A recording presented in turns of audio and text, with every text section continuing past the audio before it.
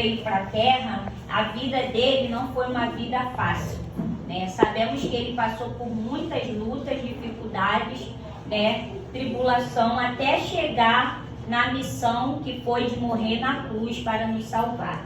E nós? Qual é o preço do nosso chamado, né? O que Jesus nos orienta, nos alerta, né? Nos coloca em evidência do que Ele quer conosco verdadeiramente.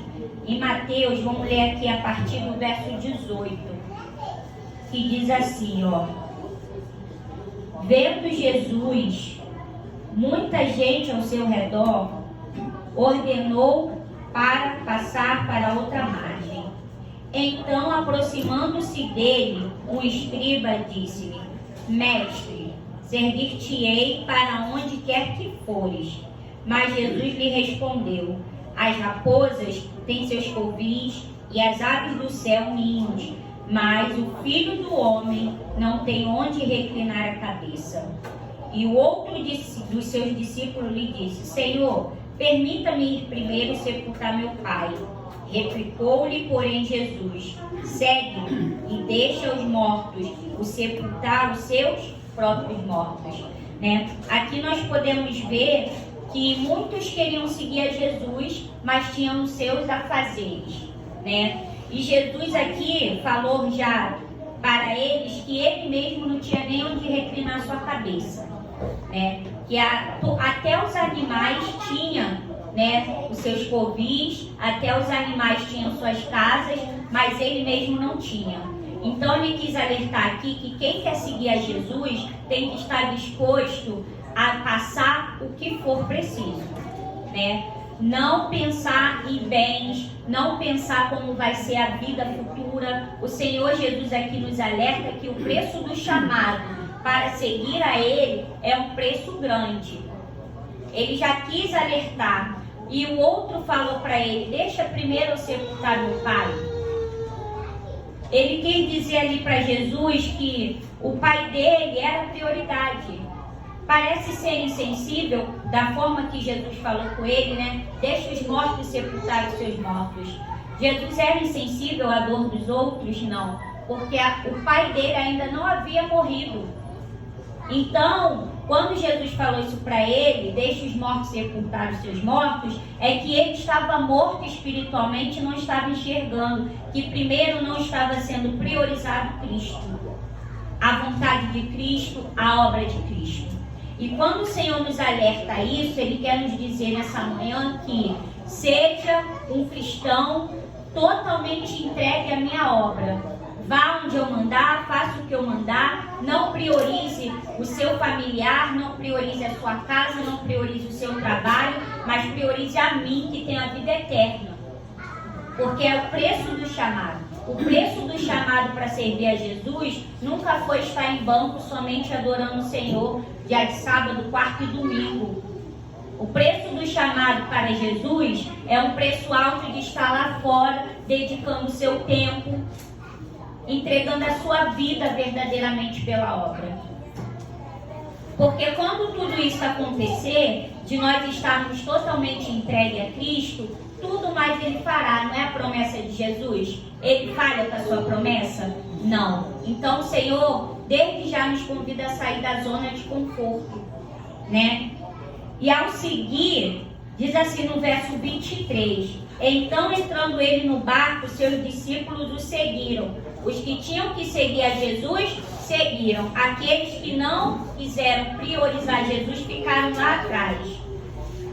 E o verso 24: e eis que sobreveio no mar uma grande tempestade, de sorte que o barco era varrido pelas ondas. Entretanto, Jesus dormia. Mas os discípulos vieram acordá-lo, clamando: Senhor, salva-nos, pereceremos. Quando nossa visão está longe da causa do Senhor, qualquer tempestade nos assusta. Qualquer luta que vem nos assusta.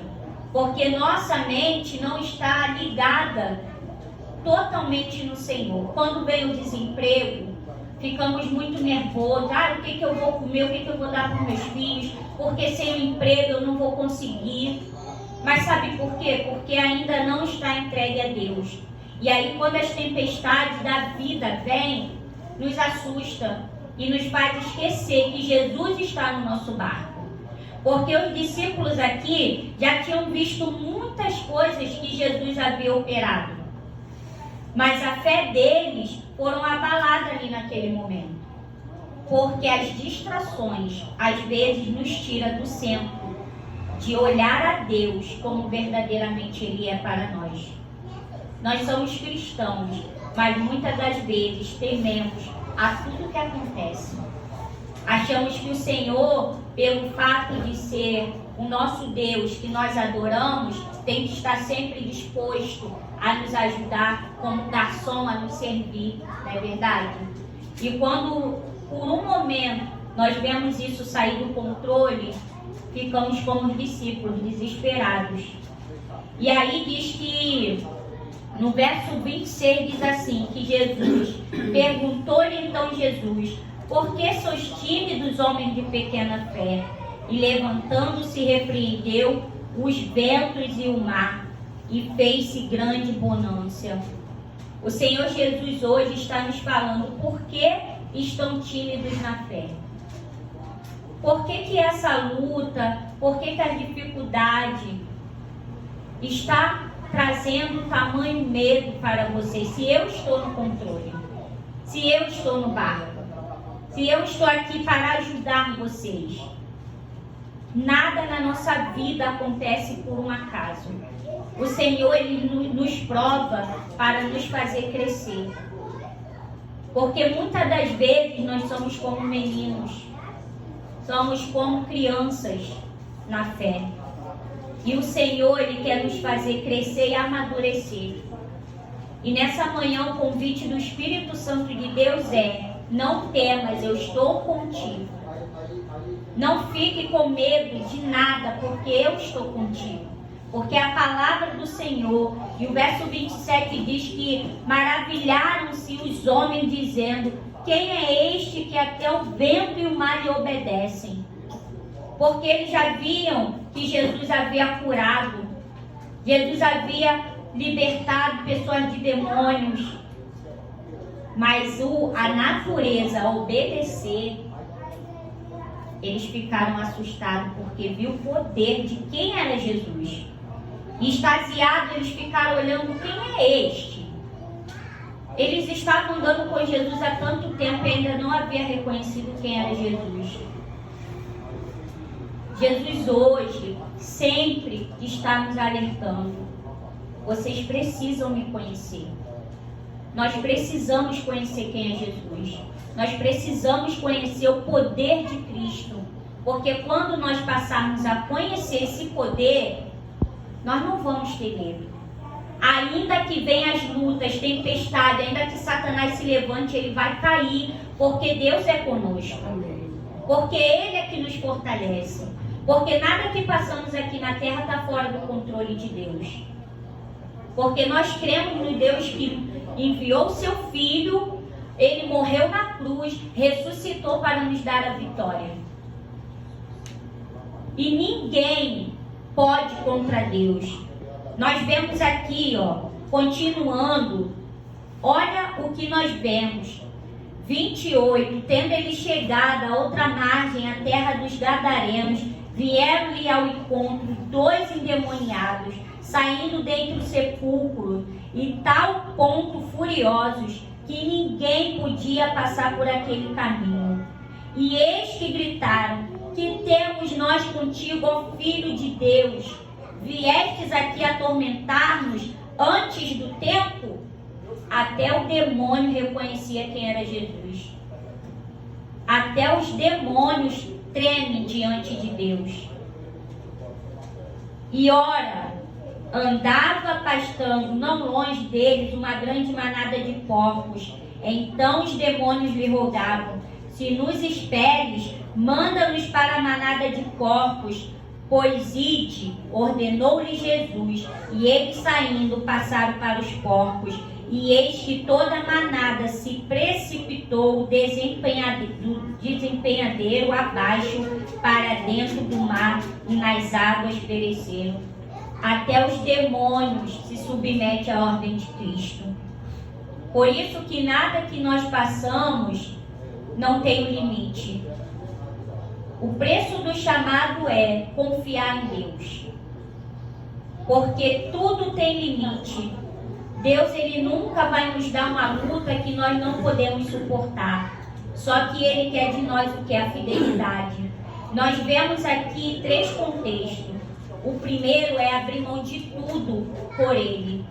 O segundo é confiar quem é Ele. O terceiro é que Ele tem domínio sobre o céu, terra, mar e tudo. E na nossa vida também. Na vida da nossa família, na vida dos nossos filhos, da nossa esposa, do nosso esposo, no nosso lar.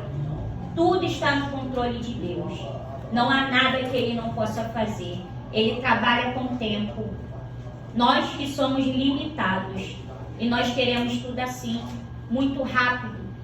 Porque nós somos seres finitos. Ele é infinito, mas Ele quer ajudar nós, os filhos dele, a aprender que nós vamos passar o que for, mas Ele está conosco todos os dias. É promessa, e o que Deus promete, Ele cumpre. Não há nada na terra que Ele não cumpre. Ele é fiel, Ele não é homem para que minta. Quantas vezes prometemos que vamos mudar para Deus? Senhor, eu vou deixar de comer certas coisas, eu vou deixar de vestir certas coisas, eu vou deixar de falar certas coisas. E segundo, estamos fazendo tudo. Tudo errado. Não é verdade? Tudo. Aí o Senhor olha pra gente e fala, ué, mas você prometeu não fazer isso. A misericórdia dele nos alcança e fala, meus filhos, eu sei que é difícil para vocês, porque ele vê, na verdade, o quanto nós estamos nos empenhando para fazer a vontade dele. É como um pai que pega um filho e dá o dinheiro pro filho, uma mesada, e o filho vai lá e compra um presente com o dinheiro do pai. Aí vai lá, pai, aqui comprei pro senhor. Aí o pai todo feliz, né? Meu dinheiro, meu filho, você comprou um presente para mim. Mas o dinheiro era do pai. É assim que Deus faz, né? Ele nos dá o poder dele, a força dele, para que nós possamos agradá-lo. E o Senhor se agrada tanto de nós, dos pecadores que estão aqui renunciando. Jesus, quando falou com eles, que não tinha nem onde reclinar a cabeça, ele quis mostrar, vocês estão dispostos a ir aonde eu mandar vocês? Eu vou contar aqui um pequeno testemunho, que eu não sei se todos já ouviram. Eu tenho uma casa em Santa Cruz da Serra. Minha casa própria, construída da forma que eu sempre quis. Cada detalhe ali foi do jeito que eu quis. Mas no final do ano, o Senhor falou que eu ia sair da minha casa. Falou comigo diretamente. Vinha me dando sonhos. E eu não entendendo, eu falei, Senhor, mudança? Eu tô sonhando com mudança, e Deus me dando palavra. Aí eu falei, vamos ver o que o Senhor quer. Quando foi em dezembro, Ele mandou eu vir para essa comunidade, fechar minha casa e largar tudo. Como entender o que Deus quer realmente? Talvez, se eu não tivesse a minha comunhão com Deus, eu ia falar que era maluquice minha. Deus quer que eu saia da minha casa? Que loucura é essa? Mas eu tinha a minha busca com Deus. E eu entendi que Deus falou assim, vai. E dia 9 de dezembro, eu tranquei a minha casa com móveis e fui para a casa do meu pai, aqui no Pinheiro. E quando eu cheguei no Pinheiro, no meio do caminho, eu dirigindo, na altura da Reduc, na Washington Luiz, no meu ouvido, falou, você vai e não vai voltar. Eu comecei a chorar, meu filho mais velho sem entender, mas acostumado a me ver clamando a Deus chorando. Então, eu falei, meu filho, nós não vamos voltar. Ele, que é isso, mãe? Aí Deus acabou de falar comigo. Cheguei no meu pai, comecei a falar com Deus, Senhor, o Senhor sabe que eu não gosto desse lugar. O Senhor sabe que eu tenho um lugar meu, na minha casa, do jeito que eu sempre quis. O Senhor falou, é aí que eu te quero. E eu aceitei o chamado de Deus. Não porque eu sou boazinha, porque eu chorei muito, tá? 15 dias chorando. Senhor, não, aqui não. O Senhor é aí. Quando eu fui na minha casa, que eu fui pegar uns manequins, que eu vendia roupa, o Senhor falou, agora você só vem para pegar sua mudança. Eu falei, Senhor, se o Senhor me quer aqui mesmo, então envia uma casa, porque eu não vou ficar na casa do meu pai. Era uma kitnet. Acabava que dormiu 10 pessoas no kitnet. Meu cachorro junto. Meu pai, coitado, já não aguentava mais, pulava por cima de cachorro, por cima de filho, de netos. E estávamos lá, orando. E ele via eu chorando. E meu pai não é cristão. E ele falava assim para mim, por que tu tá chorando toda hora? Aí o pai, eu não queria vir para cá. Ele falou, mas não é Deus que mandou? Então por que tu tá chorando? Pai, Deus mandou, mas eu choro. Ué, aí ele, não tinha que chorar. Mas até entender o que Deus quer, o chamado ele esmaga. O chamado esmaga porque é contra a nossa vontade. Porque tudo que nós queremos, sendo bom pra gente, ficamos satisfeitos. Mas quando é contra o que nós queremos para a nossa vida, esmaga. E eu orei, eu fiz minhas madrugadas, eu falei, Senhor, então envia uma casa para mim. E Deus enviou. Eu aluguei uma casa, né? Fiquei 6 meses morando nessa casa, mas eu confesso que muito triste. Todavia chorando. Comecei a frequentar a igreja do Pinheiro. Ali eles me abraçaram. Ali sem saber, né, o porquê que eu estava ali, mas eu com Deus sabia. Eles me abraçaram. E foi muito bom porque Deus falou assim, é aqui que eu te quero, aqui eu tenho uma missão. Até eu entender o que Deus queria para mim, foi difícil, porque Deus se calou. Jesus dormiu no meu barco. Jesus dormiu por completo no meu barco. Eu falava com Deus, ele quietinho, lá dormindo. E eu, Senhor, me ajuda, passei aperto. Porque você sair de uma casa própria para morar de aluguel, sem trabalhar, passei aperto, não passei fome, porque a promessa de Deus se cumpre. Mas eu passei muito aperto com meus filhos, né? Ausente com meu esposo, passei aperto. E meu esposo não aceitou. Ele falou assim, por mim você não fica aí. Por mim você pega suas coisas e vai embora. Eu falei, mas eu não estou aqui para obedecer ao homem, mas sim a Deus. E eu permaneci lá. E hoje eu vejo o porquê que Deus me queria ali. Eu tenho 2 amigas que foram batizadas há pouco tempo, através desse chamado esmagador. Tenho sobrinha agora dela que se batizou. Fizemos o evangelismo na rua. E Deus trabalhou ali também. Está vindo frutos da obra que o Senhor me chamou para fazer. Eu não exalto a Estel, eu exalto a Deus. Porque eu aceitei o chamado. A minha casa está lá, eu consegui alugar. Mas eu sinto falta do que é meu.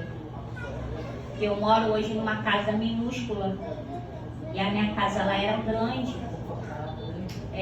2 suítes, garagem, terraço. Hoje eu moro num apartamento. A cozinha é um beco. Só cabe armário porque é pela parede. Mas eu estou lá glorificando a Deus porque nada tem me faltado. Entende o que Deus quer pra gente? Deus não quer dar conforto a ninguém. Pelo contrário, Ele tira a gente da zona do conforto. Quando aquele emprego está muito bom, a ponto de tirar Deus do centro, Ele tira o emprego. Não é porque Ele é ruim, não. É porque Ele quer nos salvar. Quando aquele casamento está sendo mais priorizado do que é Ele permite até afastar. Sabe por quê? É na tempestade que Ele se revela. É na tempestade que a gente mais busca Deus. É na luta. Então sempre o cristão vai ter luta. para que ele não encoste um no ombro do outro e ache que está tudo certo, porque Jesus está voltando e é real, e Jesus não chamou covardes. Nós estamos aqui porque nós não somos covardes, nós aceitamos o chamado de Cristo, estamos aqui adorando a Ele, Espírito e verdade. Eu não sou covarde, ninguém aqui é covarde. Aqueles jovens que saíram para acampar não são covardes, porque eles levantaram e falaram: ainda que tenha tempestades, eu vou ser filha do Deus Altíssimo, filho do Deus Altíssimo, fazer o que Ele me pede. Que nós possamos botar Deus no centro. Que nós possamos colocar o Senhor no centro da nossa vida. Porque Ele se alegra. Se tiver que abrir mão do que for, se Ele te pedir, abra mão. Não pense. Porque Jesus se entristeceu aqui. Quando um falou que quer fazer uma coisa, outro falou que quer fazer outra, e não seguiu a Ele. E Ele é tão bom pra gente, Ele é tão generoso, Ele está sempre pronto a nos abençoar. E nós, o que estamos prontos, dispostos a entregar por Ele? É muito fácil a gente falar que vai entregar a nossa vida. É muito fácil. Quando nós mesmos não entregamos nem o nosso tempo. Acha que quando chegar Jesus ou a sua vida, vamos falar Jesus? Não, a gente não está acostumado a perder. Estamos acostumados a ganhar. Então, se chegarem alguém ali querer tirar a nossa vida pelo nome de Jesus, hoje a gente nega Jesus assim. Negamos. Não fala que não, porque vai negar. Ainda mais quando bota um filho seu. Não estamos acostumados a perder. E Jesus, Ele a todo tempo, se nós abrirmos e lermos a Escritura, toda hora Ele vai nos ensinar a priorizar Ele. Até a gente aprender. É igual aquele filho que a gente bota de castigo toda hora. Você fez isso de novo até aprender. Mas Deus, Ele nos corrige com amor. Ele fala: meus filhos, aprenda a viver comigo, a me priorizar, a me colocar no centro, porque quando vocês aprenderem, vocês vão entregar tudo por mim. Vocês vão dar tudo por mim. E aí vocês vão estar prontos a enfrentar a grande tribulação, porque nós estamos aqui, nesse momento, sendo testados para a prova final. É um teste, tudo que nós estamos vivendo. É um teste, porque se nós estivermos vivos na tribulação, na grande tribulação, nós vamos olhar para trás e vamos ver o quanto o Senhor nos ajudou e nos fez abrir mão de tudo, e que ali é a prova final, é tudo ou nada. Mas Ele quer nos preparar hoje, agora, hoje, nesse momento, nessa manhã, todos os dias, que nós possamos estar abertos para o Senhor, que o nosso coração seja dele. Dai-me um coração igual ao teu, um coração disposto a obedecer, a amar, a ser fiel até o fim. Que Deus abençoe as nossas vidas, que possamos orar um pelos outros, porque não é fácil a batalha da gente não. E o Senhor Jesus sabe, mas o preço já foi pago na cruz do Calvário. O preço do chamado já foi pago na cruz e foi doloroso, como estudamos aqui. Jesus se tornou humano, é furado até hoje por nós. E nós, o que vamos dar a Deus? O nosso culto racional, a nossa entrega por completo, é o que Ele nos pede nessa manhã. E que nós possamos ser fortes e corajosos. Não limitar a Deus na nossa vida, porque Ele é capaz e tem poder de tudo. Não deixe que a nossa fé venha limitar aquilo que Ele tem para fazer na nossa vida e na nossa família. Não há nada, não há vício, não há bebedeira, não há prostituição, não há nada que Ele não possa passar por cima para fortalecer a nossa fé e nos transformar. Que Deus nos abençoe e nos guarde. Agradeço a oportunidade. Amém.